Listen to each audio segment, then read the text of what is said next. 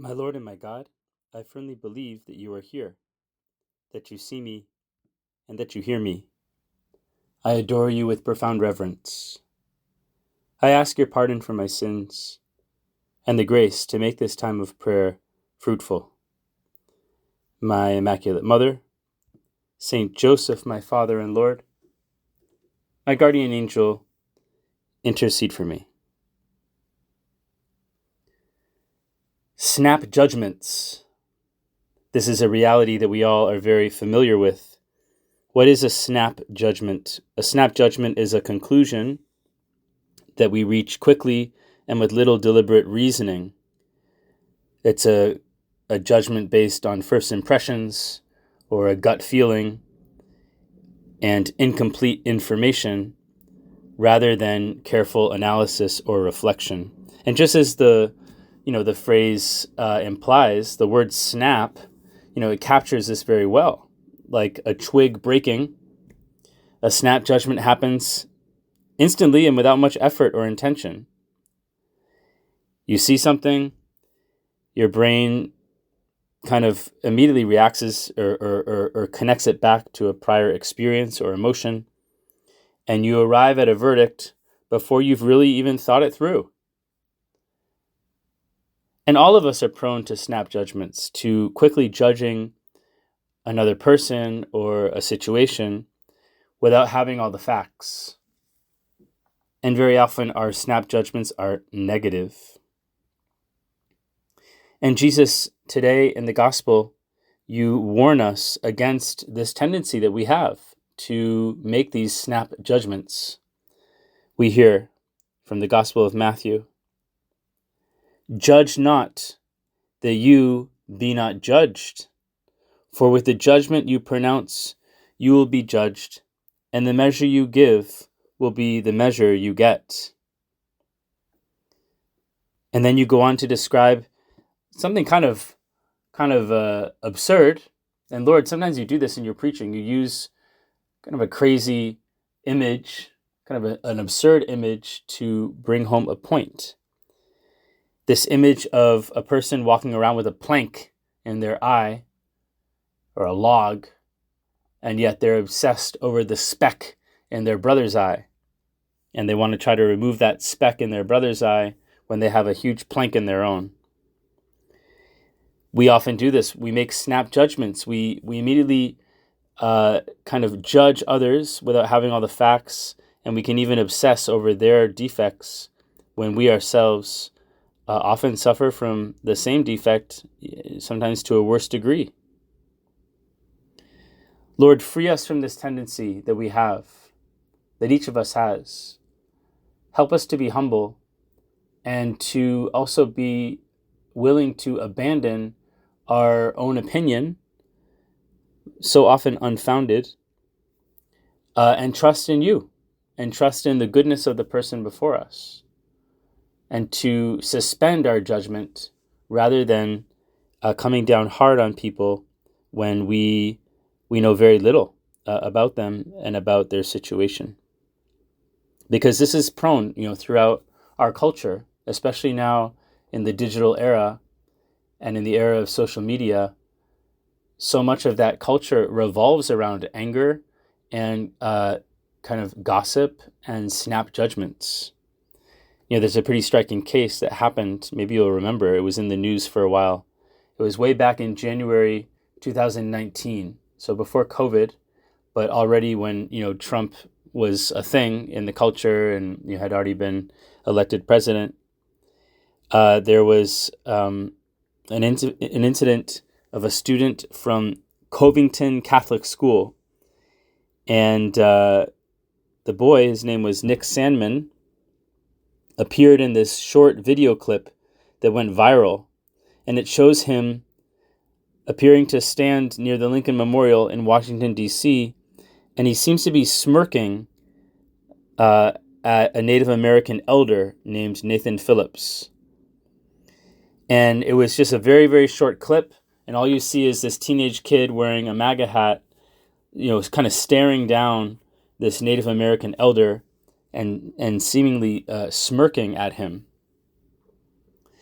And so what happens? Within hours, the internet had identified this boy by name. They had found his school, and a massive pile-on ensued of snap judgments. Journalists, celebrities, politicians, they all condemned him right away. Some called for his expulsion from the school. His family received death threats. And several prominent media figures posted his photo, calling him a symbol of white privilege and of racism. But then what happened?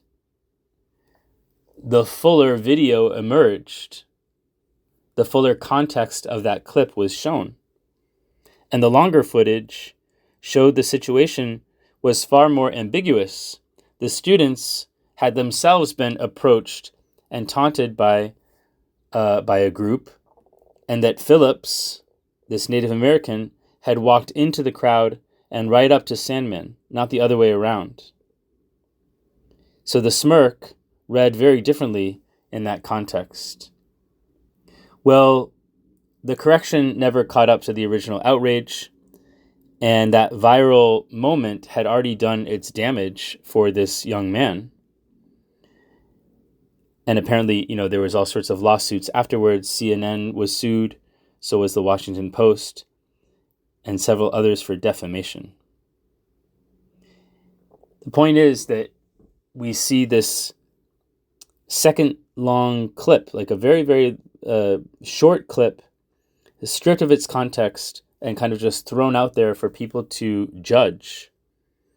And our online world is so easily gives into this quick judgment without having all the facts, and running with those judgments and gossiping and spreading rumors and defaming people. We are guilty of this too, Jesus, in our own way. Maybe we're not online all the time, responding to viral memes and spreading rumors, but we make snap judgments of each other. Maybe first and foremost in our own family, with the people that we're with all the time. How often we allow certain defects of the ones we love kind of get under our skin and become a reason to make judgments about them for every little thing that they do. Or maybe we're not doing that with our loved ones, but with the people that we see in the subway or when we're driving in our car. Somebody is driving poorly and we immediately, make a judgment about who they are and what their story is all about. As soon as we see something, we jump to a conclusion.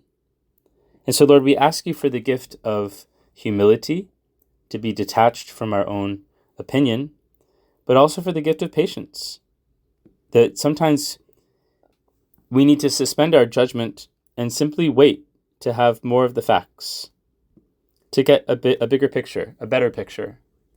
And it may be that we never will be given enough information to make a judgment, and then we don't need to. We can be assured that if there is a wrong, that it will be known and fixed by the person who has the authority to do so. This can be the case in schools, for example, or in our parish or church setting. Maybe we don't have enough information to know one way or another about something. We can share our concern with the priest or with the teacher or principal, and we inform of what we know, but we don't make a judgment, either positive or negative, and we leave that to the person who has more knowledge so that they can follow through with any kind of discipline if needed. This requires a great amount of detachment and patience. And Lord, we ask you for both of these virtues, the humility to detach ourselves from our own opinion, and the patience to allow a situation that we are displeased with to run its course, and to stay on the sideline if we are not the ones to intervene, and when we don't have enough information to do so. We know, Jesus, that you were meek and humble of heart, and that this is what you invite us to be as well.